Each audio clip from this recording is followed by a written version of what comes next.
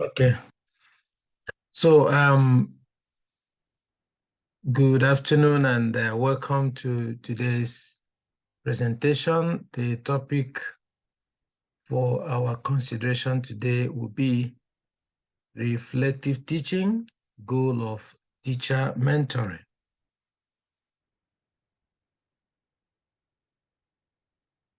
As a matter of fact, we begin with explaining the concept, what reflective teaching is all about.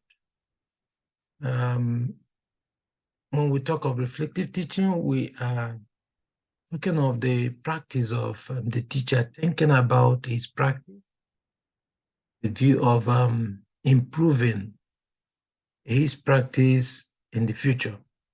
So it's a mark of great teaching practice when a teacher is constantly evaluating how he practices. A practice worth embracing is a process of the teacher thinking about what his or her practice are with the view of better practice, better teaching practice in the future. According to definition by Anaga, reflective teaching is the process whereby the teacher reflects and or analyzes their teaching practice to observe the overall effectiveness of their instructional practice, the instructive teachings. This process of analyzing their teaching skills helps the teacher to look and work on their shortcomings and also lets them know whether their sections are being enjoyed by the students. Because the essence of good teaching is student engagement. So through reflective teaching, so the teacher is constantly evaluating his practice, whether what he does in class is actually engaging the students as it should be, or whether the students are being disengaged. And then if in the course of the reflective teaching, the reflection over his teaching, he realizes that the students are less engaged, then the teacher will now explore on how best to carry the students along. So for Mary Firestone, reflective teaching is a process whereby teachers think over their teaching practice, analyzing how something was taught and how the practice might be improved or changed for the better, and then to guarantee better learning outcomes. So points we can look at when we talk of the reflective teaching is that, one, it is something that is done while the teacher is still working. So as the teacher is thinking, so he's also reflecting each practice, each step a teacher makes. So he or she evaluates what would be the outcome of this? What would it result to? So why is it being done and how students are learning? So constantly trying to evaluate whether what is happening is also generating some positive impact. So you can also use reflection as a way to simply learn more about your own practice. So the teacher asks question about what is it, what I am doing, is it in line with the best practice? And then is also with the view of improving certain practices, like even like the use of the technology in class. So the teacher can now try to evaluate how am I doing with this new innovations in teaching and learning. So how am I doing with them in order to go back to either do some learning, much more learning to improve on what the teacher does. And reflective teaching, so you say there are 5 models. So 5 models, this is an image from the reflective teaching model as gotten from the website. So, and then it's sort of, the model is the teacher who reflects. You are concentrating on what is my level of myself as a person. So what do I know about myself? And how am I doing what I am supposed to do as a teacher? So so the reflection is self-reflection, reflection on the self, reflection on the knowledge of the teaching practice, pedagogy or andragogy. So you know, am I following the right steps in instruction? So knowledge of the curriculum, so what the students should learn at the given time. So the reflection is also on what I am giving to the students. Is it in line with what is the standard for them at that very moment?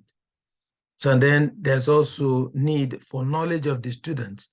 So the reflection is, am I aware of those I'm teaching, so that I don't use the methodology that is meant maybe for those adult learners and then use it to teach children. So you know their age, you know their learning styles, you know how they carry on with learning. So that's the models are the areas or the aspects the reflection must center on. And then we also talk of the knowledge of the school. Or school, you talk of school has policies, they have standards, they have regulations. So the teacher has also to work to see that whatever he does is in line with the regulations and policies of the school.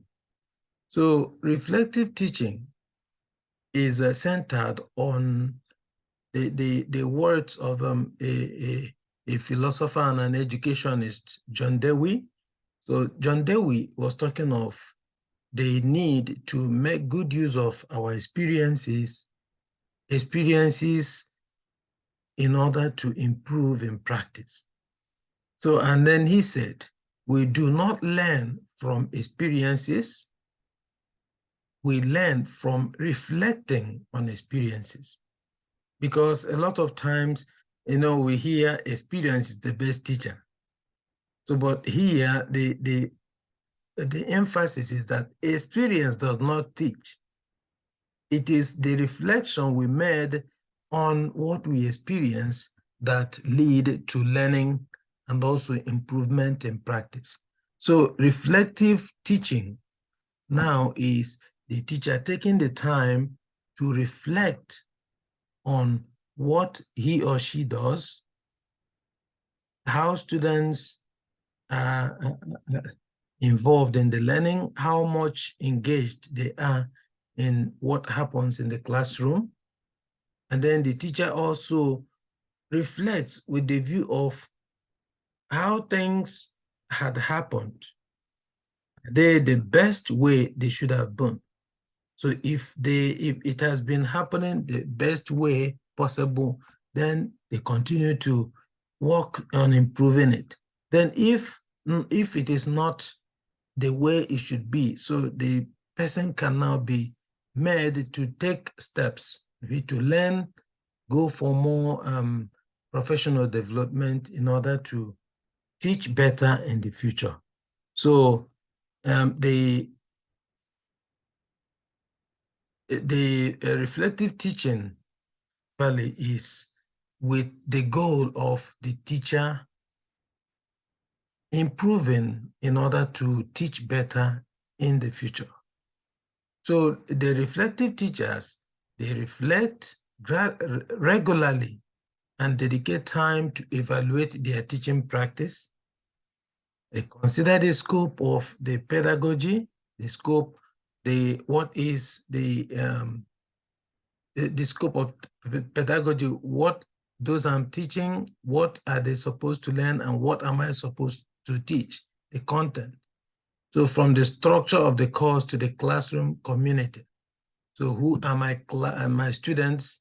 What am I supposed to teach? So these are the things, the reflections focus on them. So they reflect on how their specific teaching decisions impact the students who are being engaged. So what is done, how is it touching, impacting the students? How much is what happens in the class engaging the students? So, and they analyze their teaching. They consider how they might approach particular tasks or challenges in the future. So the goal is always better practice in the future. So the reflective teaching is characterized by the following. So the teacher is aware, so of the beliefs and values they are bringing. So what they come in, what they are going to teach, what is expectation from the students. So they are aware of the beliefs. So what the students should be the outcome of every classroom engagement. So they are also determined to take responsibilities for their own professional development. Because when they reflect and see, oh, I am not doing good in this aspect, so they have now to take a decision to improve, because great teachers are always perennial learners. So they want to get better, they want to learn to improve in order to make much more impact in the future. So teachers are also involved in school change effort. So when we experience, when we reflect over our experience, so we can now, maybe it's something we've been practicing for a long time, and then we've been seeing, after reflection, you see, oh, this is what others do. You compare what you do with what others do. You can now suggest that this is what I have practiced, and that's what even the area of research. So this is what I have done, and I've done it for 10 years, and this is the result. And then other people, maybe why they are not yielding a greater result is because they have not been doing it in the best way possible. So now the reflective teacher now can suggest to others what he or she does in order for them also to begin to generate greater results. So they also take part in curriculum development. So they have been in the classroom. So, and sometimes we have structured curriculum, and then we use them. But as we use them, we find out things that are missing in the curriculum. So when the curriculums are being worked on, the teacher now, out of the practice of reflection, can also suggest, yeah, this is what we've been doing, but we need to improve this to this point.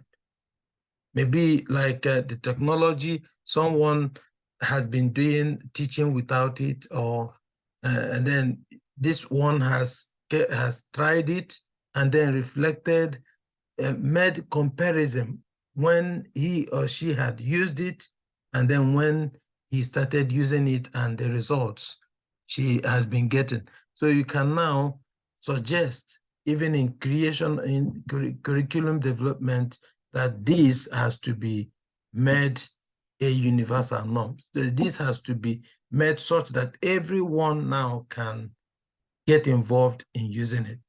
And then the other one, it leads to efforts towards problem solving. So, and these are from Mikey. So it is all geared to problem solving. So reflection, when we are in the class, we find challenges students face. We also face our own challenges, and then we reflect. And then in the reflection, we say, when this happened in the class, like maybe classroom management issues, how should I have done it? This is what I did, and this is after reflection. Now, having reflected over this, next time if anything of this sort should come up, I will address it this way. So and then you have a kind of your problem solving tactics. You have them in the bag from experience, reflecting over what had happened in the past. So, and then we talk of the importance or relevance of the practice of reflection over our practice, the reflective teaching. So it helps when we go and we reflect over what we have done or what we are doing, and we find that there are some loopholes. So we are now moved to make effort to learn, to grow, to become better teachers. So reflection also leads to innovations. So a lot of great changes we have in education today are because people reflected over what they were doing, and then they now said, we can do it this way to get better results. And then we have innovations, new and better ways of doing things. And then reflective teaching boosts relationship with students. So we know we have, when we study what happens, how the students are getting engaged or whatever is happening in the classroom management issues and other things that students go through. So you reflect over every dealings with students, and then you now come up with better ways of addressing their issues. And then you see the students will now see the teacher as someone who means well for them, someone who cares for them, someone who is their father, their friend, someone who is there for them to support them to grow. So that's how it builds when we are reflecting over what we do, we come up with better ways of doing things, and then you see people get connected, students also get engaged all the more. So it boosts collaboration among colleagues.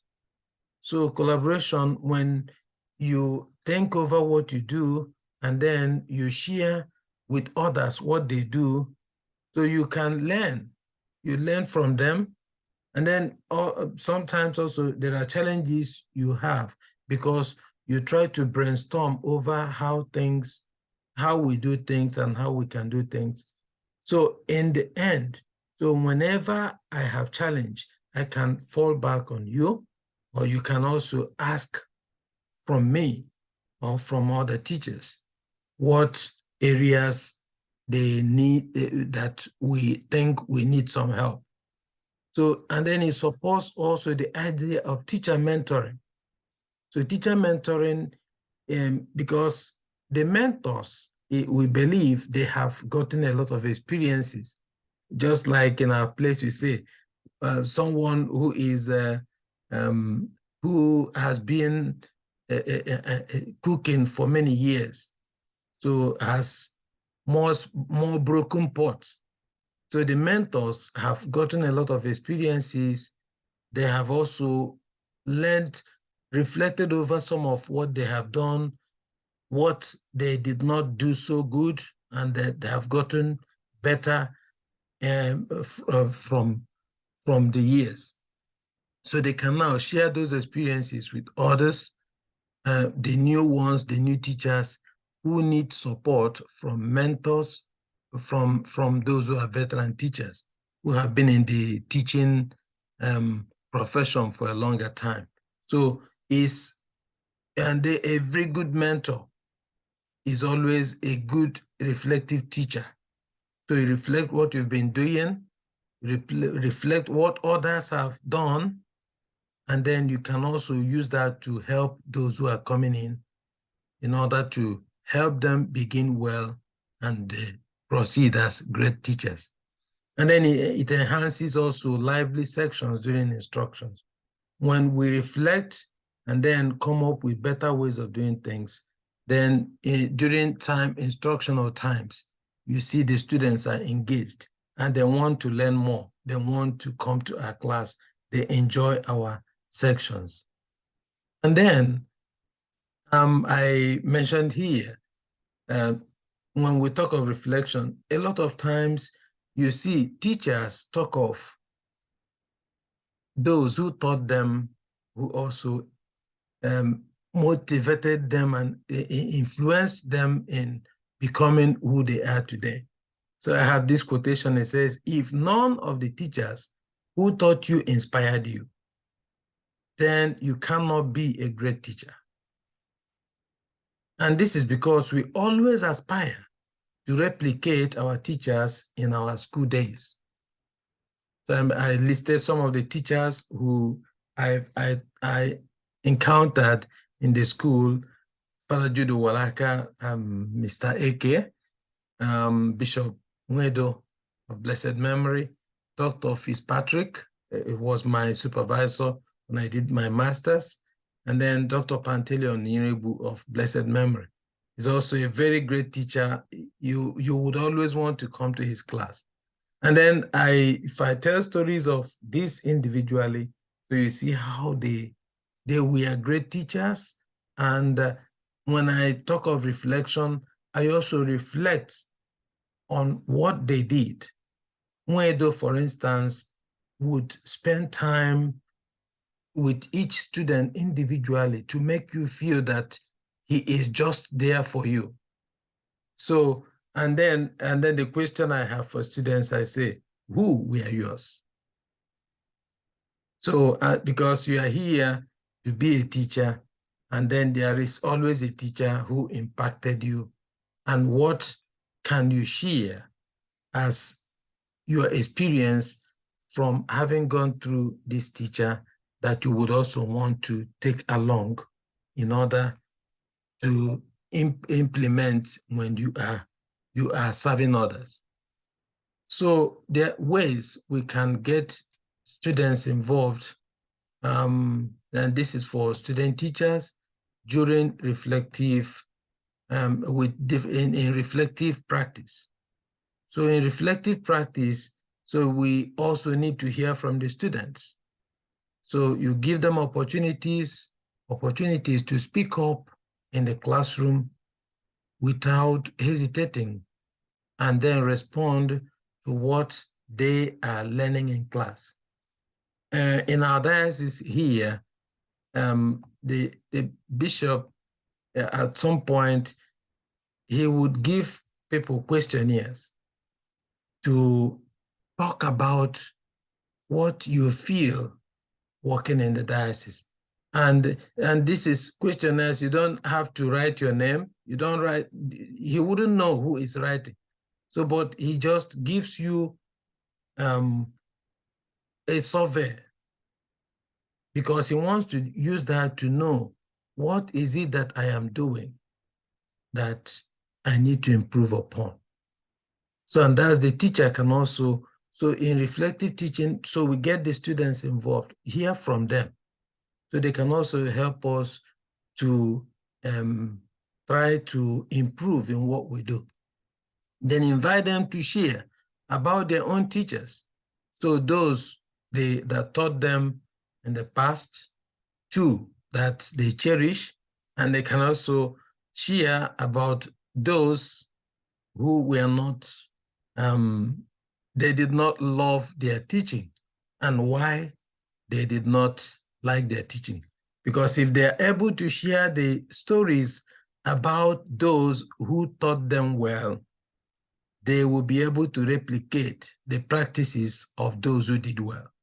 And then if they are able to tell stories of those who had negative impact on them, they would also work to see that those bad teaching practices do not repeat with them. And then we invite them to share their individual philosophy of teaching. So what do they think is motivating them to teach? So, and that's also a kind of reflection. And then there should be proper interaction between the teachers and the students. So to ensure that the student teachers can grasp teachings without any problem. So there's openness, and there's a cause for mutual trust. So the students are not afraid to open up and share whatever they want to share. So, and then we have to see to it that the type and level of questions we present to the students are also high standard level questions.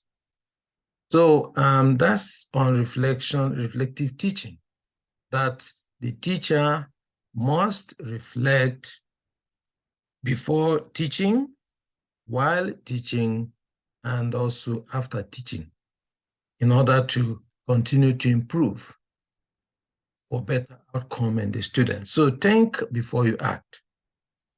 Think while acting, and reflect to see that future actions are better decisions based on experiences of the past that would result to excellence in teaching practice. So thank you.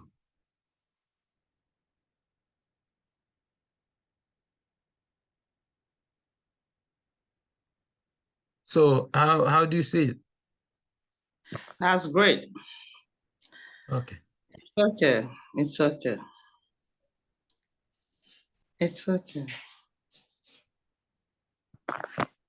I learned a lot.